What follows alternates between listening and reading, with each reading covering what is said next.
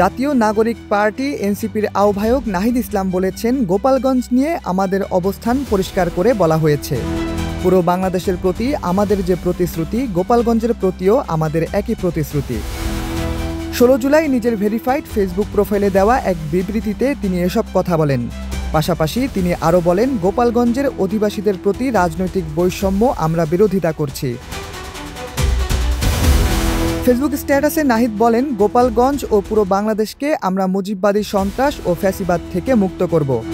আওয়ামী লীগ যুগের পর যুগ ধরে গোপালগঞ্জের মানুষের জীবনকে বিপন্ন করেছে, মুক্তিযুদ্ধকে কলুষিত করেছে এবং সনাতন ধর্মাবলম্বীদের সঙ্গে বেইনসাফি করেছে। আমরা বলেছি, আমরা এই পরিস্থিতির পরিবর্তন ঘটাবো। আমরা যুদ্ধের আহ্বান নিয়ে যাইনি। নাহিদ আরও বলেন, যেরকমটা জুলাই গণ অভ্যুত্থানেও হয়েছিল, আমাদের পূর্ব ঘোষিত কর্মসূচি ছিল মুজিববাদী সন্ত্রাসীরা পরিকল্পিতভাবে হত্যার উদ্দেশ্যে সশস্ত্র হামলা চালায় আমাদের ওপর। এর মাধ্যমে আওয়ামী লীগ সবসময় একটা গৃহযুদ্ধ পরিস্থিতি তৈরি করতে চেয়েছিল। 5 আগস্টের পর অনেকে রিফাইন্ড আওয়ামী লীগ আনতে চেয়েছিলেন। তাদের মনে রাখা উচিত, আওয়ামী লীগ কোনো রাজনৈতিক দল নয়, এটা একটি সন্ত্রাসী সংগঠন। একমাত্র স্মার্ট সিটি বসুন্ধরা, আধুনিকতায় এক ধাপ এগিয়ে। এনসিপির আহ্বায়ক আরও বলেন, 5 আগস্টের পর আমরা বহুবার বলছি, আমরা আইনি ও বিচারিক প্রক্রিয়ায় জুলাই গণহত্যার বিচার চাই। কিন্তু ছাত্রলীগ ও আওয়ামী লীগের লোকদের ব্যাপকভাবে গ্রেপ্তার করা হয়নি। গ্রেপ্তার হলেও কোর্টে জামিন নিচ্ছে, থানা থেকে পালিয়ে যাচ্ছে। প্রশাসনের বিভিন্ন স্তরে ঘাপটি মেরে আছে ফ্যাসিবাদের দোসর এবং দুর্নীতিবাজ কর্মকর্তাদের টাকা দিয়ে কিনে ফেলা যায়। নাহিদ আরও বলেন, প্রশাসন ও নিরাপত্তা বাহিনী যেভাবে ইনস্ট্রাকশন দিয়েছে, সকলের নাশকতার পরেও সিকিউরিটি ক্লিয়ারেন্স নিয়ে আমরা গোপালগঞ্জে গিয়েছিলাম। পদযাত্রা করিনি, পথসভা করেছি শুধু। গোপালগঞ্জের বিভিন্ন উপজেলা থেকে আমাদের লোকজনকে আসতে দেওয়া হয়নি।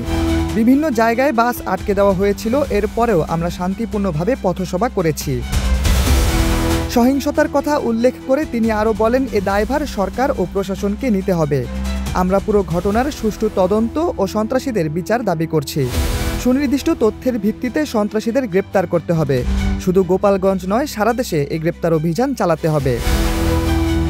সে ফেসবুক স্ট্যাটাসে নাহিদ আরও লেখেন, আমরা কমিট করেছিলাম গোপালগঞ্জে যাব, আমরা গেছি এবং শহীদের রক্তের শপথ নিয়ে ঘোষণা করছি যে মুজিববাদকে গোপালগঞ্জ ও বাংলাদেশের মাটিতে দাঁড়াতে দেব না। আমরা আবারও গোপালগঞ্জে যাব। আমরা জীবিত থাকলে গোপালগঞ্জের প্রত্যেকটা উপজেলায়, প্রত্যেকটা গ্রামে কর্মসূচি করব। তিনি বলেন, গোপালগঞ্জের প্রতিটা ঘরে ঘরে জুলাই গণ অভ্যুত্থানের পতাকা উঠবে। গোপালগঞ্জ মুজিববাদীদের হবে না, বাংলাদেশপন্থী হবে। শহীদ আবু মোল্লার গোপালগঞ্জ, শহীদ রনি বিশ্বাসের গোপালগঞ্জকে আমরা পুনরুদ্ধার করব। মুকসুদপুরের কোটালীপাড়ায় আমাদের শহীদদের কবর রয়েছে। এ মাটি মুজিববাদীদের হতে দিব না। বাংলাদেশের 1 ইঞ্চি মাটিও মুজিববাদীদের হবে না। যারা গতকালের হামলার প্রতিবাদ জানিয়েছেন, রাস্তায় নেমেছেন, তাদের প্রতি কৃতজ্ঞতা। ফরিদপুরে পদযাত্রায় দেখা হবে, বলেন এনসিপির আহ্বায়ক।